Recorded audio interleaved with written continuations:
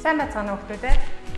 Багш нараас нь наран сургуулийнхаа нэг сурагчдын донд бидний наран сургууль гэдэг TikTok хуудасыг заалгаж байна. Энэхүү TikTok хуудасанд хэрхэн оролцсон?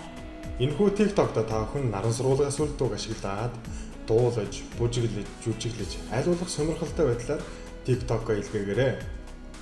Гагцгүй наран сургуулийнхаа сүлд дууг ашигласан байна. Шалгаруулалт хэрхэн явагдах вэ? Та TikTok бичлэгээ 3 сарын 11 дотор доорх мэйл хаягаар илгээгээрэй. Таны илгээсэн бичлэгийг 3 сарын 11-ээс 3 сарын 17-ны хооронд сургуулийн пэйж хуудсанд байршуулна.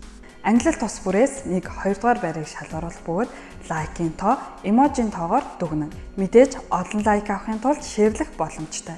Англи тус бүрээс шалгарсан эхний байранд эхлэл брэндийн чихвчийг, 2 дугаар байранд дурсгалын зүйлсийг гартуулах болно. Тэмцээндээ идэвхтэй оролцоорой хүмүүстээ.